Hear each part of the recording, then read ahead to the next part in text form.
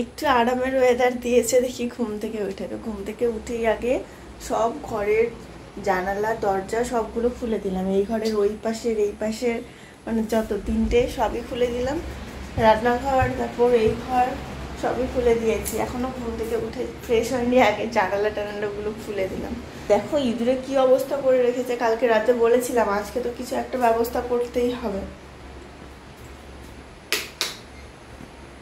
এই দেখো দরজার নিচের এই জায়গাটা কত বড় বানিয়ে দিয়েছে এই জায়গাটা, আর এই দেখো এইরকম অবস্থা করে রেখেছে, কালকেও করে রেখেছিল আজকেও ঠিক এরকম অবস্থা। আমি কালকে শোয়ার আগে বাবাকে বললাম কিছু একটা ব্যবস্থা করো, তো কালকে রাতে ও কিছু করলো না, বললো থাক কালকে কিছু একটা করা যাবে।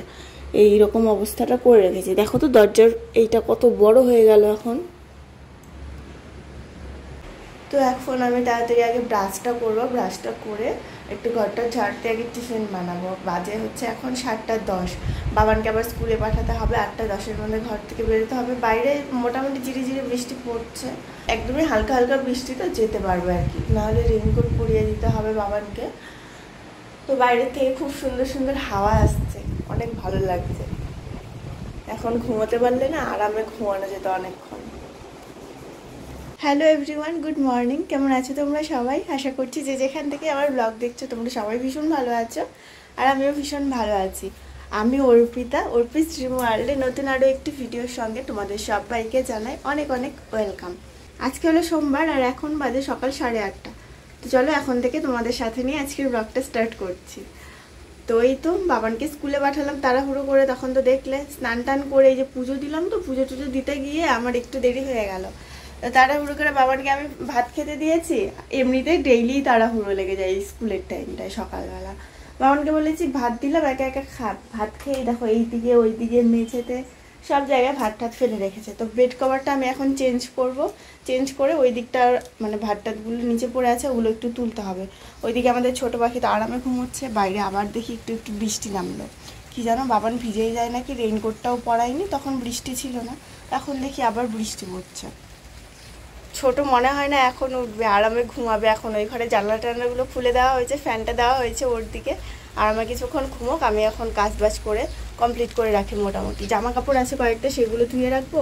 আর বাবানকে আজকে বিরিয়ানি ভাত বানিয়ে দিয়েছি, মানে ডিম দিয়ে ভাত ফ্রাই করে দিয়েছি, অনেক ভাত আছে তো সেগুলো আমাদেরও খেতে হবে সকালবেলা ভাত ফ্রাই। বাবানের বাবা আসলে আমাদেরটা করবো, এখন শুধু অল্পই করে বাবানকে একটু খাইয়ে দিয়েছি, আর টিফিনেও সেটাই দিয়ে দিয়েছি। আজকে তো জামা কাপড় ধুয়ে আর বাইরে মেলে দেওয়ার কোনো প্রশ্নই নেই, বৃষ্টি নামছে। এই বারান্দাটা এই দিকটায় দড়ি আছে দুটো, এখানে মেলে রাখতে হবে। জল ঝরে গেলে তো ঘরেই দেওয়া যাবে, কিন্তু জল ঝরা পর্যন্ত এই বাইরেই রাখতে হবে। তো যাই দেখি, মোটামুটি কাজবাজ করি, একটু ভিডিও এডিট আছে সেটাও করতে হবে, ভিডিও এডিট করে ভিডিওটা আজকে পোস্ট করতে হবে। আবার ছোট ওঠেনি ঘুমের থেকে, বাবানের বাবা আসলে এটা ভাত খাবো। আমি বিনা পয়সায় নিয়ে যেতে হলে স্কুল ড্রেস পরা বাচ্চাদের টোটোতে তুলে ওদের স্কুলের সামনে ছেড়ে দিবি, কি বুঝেছিস? আপনার মাথায় করে কান দিয়ে ভিজে মাথায় বসে না শাড়ি করে বাবু তো আমার টোটোতে তুলতে বারণ।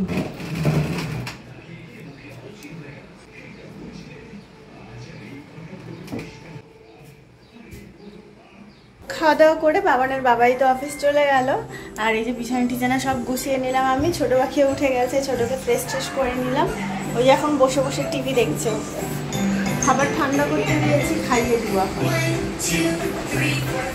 শরীরটা তো ওর ভালো নেই, একদমই দুর্বল হয়ে গেছে, যতবারই ওষুধ খাওয়াই জানো তো ততবারই বমি করে, কি মুশকিল। কালকে রাতেও, পরশু দিন রাতেও বমি করেছে, কালকে রাতেও।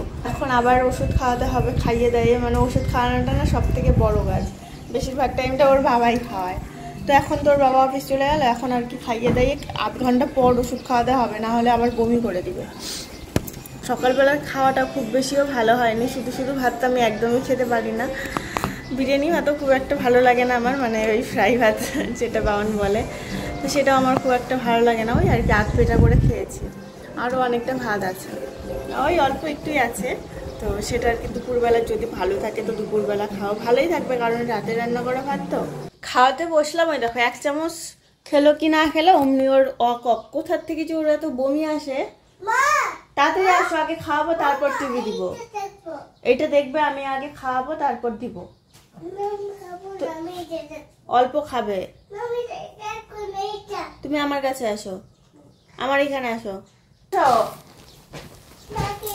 আমরা দোকানে যাবো, এই যে কুরকুরে কিনে দিব, চিপস কিনে দিব, আর কি কিনে দিব, আর সব কিনে দিব। আসো আমার কাছে আসো, সব কিনে দিব, পার্কে নিয়ে যাব।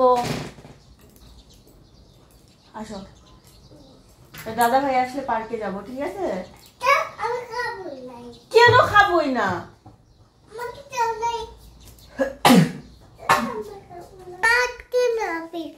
দাঁড়াও একটু। হঠাৎ করে 12টার সময় বাবানের বাবা ফোন করে বলছে আমি লাইনে যাব, তোমার যেতে হবে স্কুলে বাবানকে নিয়ে আসতে। রান্না বসিয়েছি আমি মাত্র, ডালটাও হয়নি, ডালটা মাত্র বয়েল হয়েছে, ডালটা সোমবার দিব। তো আর কিছুই করিনি, সব যা যা মানে সব কিছু তো রেডি করে রেখেছি রান্না করবো জন্য, তো আর রান্না করলাম না। ওরকমের গ্যাস ট্যাস বন্ধ করে এখন তাড়াতাড়ি করে আমি রেডি হলাম, ছোটুকে রেডি করালাম। তো এখন যাবো আর কি বাবানকে নিয়ে আসতে, 12:30 বাজে। বাবানের বাবা লাইনে যাবে, কখন আসবে তার তো কোনো গ্যারান্টি নেই, সন্ধ্যাও হতে পারে আবার রাতও হতে পারে। আগের থেকে জানা থাকলে একটু সুবিধা হয়, কাজগুলো গুছিয়ে নিতে পারি। যেমন আজকে দেখো কোনো কাজই হলো না, না জামা কাপড় ধোয়া, না হচ্ছে ঘর মোছা, রান্না, কোনো কিছুই হলো না। এসে আমাকে সব কিছু করতে হবে। ছোটকে খাওয়াতে জানো তো 1 ঘন্টা লাগলো, কিছুতেই খাবে না, কিছুতেই খাবে না, জোর করে খাওয়ালাম। তারপর আবার ওষুধ, 2টো ওষুধ খাওয়ালাম জোর করে করে। কোথায় যাবে? বাইরে তো যাবো, চলো। তো এখন আর কি বেরোবো। গরম তো আজকে তুলনামূলক অনেকটা কম আছে, বাইরে বৃষ্টিও নেই, বৃষ্টি থাকলে ভিজেই আসতে হবে, কেননা এই 2 জনকে নিয়ে তারপর আবার ছাতা ছাড়া যাবে না। ছোট জুতো পরো।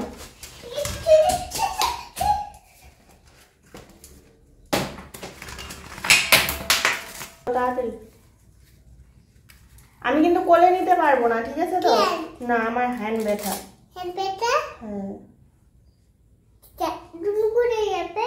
আমি এখন দাদা ভাইকে আনতে যাবো স্কুলে। তুমি যাবে স্কুলে, আর আমি, তুমিও যাবে, আর আমি, আর তুমি। হাত ধরো। হ্যান্ড ধরবে না?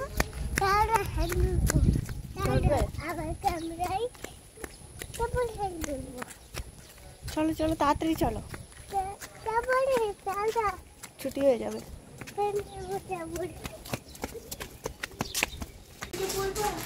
চলে আসলাম এই যে বাবানকে নিয়ে। হ্যাঁ, ছোট ভাইকে একটা চিপস দাও তো।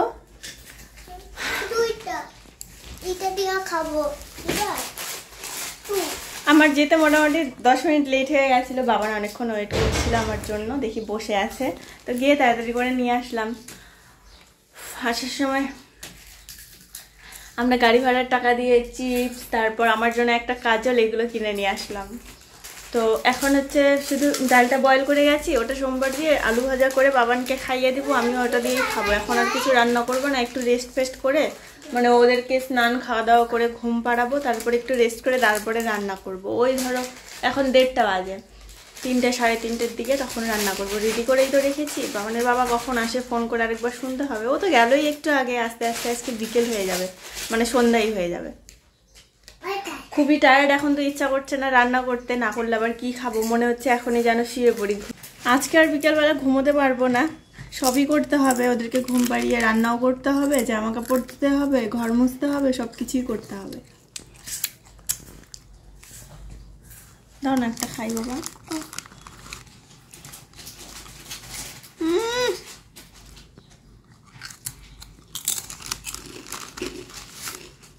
ছোট আমাকে একটা চিপস দাও না ছোট।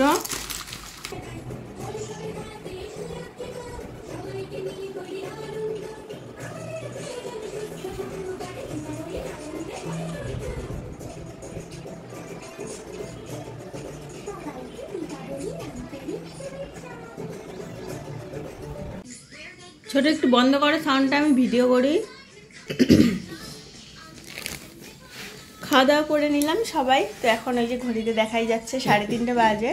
সমস্ত কাজ কমপ্লিট, এখন একটু ঘুমাবো রিল্যাক্সে, কাজ বাজ সব হয়ে গেছে। তো ওইদিকে ছোট অলরেডি শুয়ে পড়েছে, বাবান এখানে আর্ট করছে বসে বসে। কি চিট কোড? আমি সমস্ত কাজ কমপ্লিট করে আবার স্নান করলাম, কেননা গোপালকে তো 3 বার সেবা দিতে হয়। দুপুরবেলা না স্নান না করে পুজো দিতে একদমই ভালো লাগে না। আর স্কুল থেকে আসলাম, গরমে লেগে গেছে, তো ওই জন্য স্নান করলাম, বেশ ফ্রেশও লাগছে। তো স্নান টান করে পুজো দিয়ে তারপরে যে খাওয়া দাওয়াটা করলাম। তো এখন একটু ঘুমিয়ে পড়বো, ঘুম থেকে উঠে সন্ধ্যাবেলা আবার তোমাদের সঙ্গে কথা হবে। ডেইলি দিন দুপুরবেলা আর রাতের বেলা ঘুমানোর সময় জানো তো 2 ভাইয়ের ঝগড়া লেগে যায়, কে মায়ের হাতে ঘুমোবে। আগে যখন অনেকটাই ছোট ছিল তখন তো দুজনকে 2 পাশে মানে 2 হাতে নিয়ে ঘুমোতে হতো, কিন্তু এখন তো বাবান একটু বড় হয়ে গেছে, বোঝে, কিন্তু তবুও খুব ঝগড়া করে। আগে ছোটকে ঘুম পাড়িয়ে নি, তারপর এই যে বাবানকে দেখো হাতে নিয়ে ঘুমিয়ে আছে, এরম করেই রোজ আমাকে ঘুম পাড়াতে হয়। তো এখন বাবানের বাবা এই যে আসলো এখন ডিউটির থেকে, তো ও এখন যাবে জিমে। আমি চা বানাচ্ছি, একটা দাদু এসেছে, তো ওই দাদু আজকে আমাদের বাড়িতে থাকবে, তো দাদুর জন্য চা করছি। এখন দাদু আর আমি মিলে চা খাবো। বাবানের বাবা আসার সময় একবারে বাজার টাজার করে এনেছে, মাছ এনেছে। তো দুপুরবেলাতে আমি ওই রান্না করেছি ডাল, তারপর চচ্চড়ি রান্না করেছি, এখন শুধু মাছের ঝোল রান্না করবো। বাবান ছোটরা এখনো ঘুমের থেকে ওঠেনি। এদিকে এই যে চা হচ্ছে, দুপুরবেলার বাসনগুলো আছে ওগুলো ধোয়ার বাকি, চাটা খেয়ে ওগুলো ধুয়ে রান্না করবো।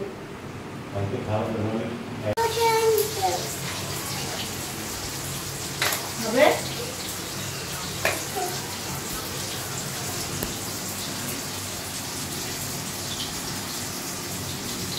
এই যে বাবান ছোট একটু আগে ঘুমের থেকে উঠলো, বাবানকে তো খেতে দিয়েছি, ছোট আর কিছু খাইনি, তো ভাত হয়ে গেলে একবারে ভাজি খাইয়ে দিব, মাছ ভাজা দিয়ে। মাছ খেতে ছোট খুবই ভালোবাসে আর কি। তো চাটা খেয়ে আমি গিয়েছিলাম আবার পাশের ঘরে যে মাসিটার কথা সবসময় বলি, মাসিটা অসুস্থ, তো ডক্টরের কাছে গেছিলো, তাই শুনতে গেছিলাম কি বললো না বললো। এখানে তো সেরকম কেউ নেই, মাসির মাঝে মাঝে খবর টবর নেয় আর কি। সন্ধ্যার থেকে মানে আর ঘুম থেকে ওঠার পর সেটা ভালো, আরে দিব তো,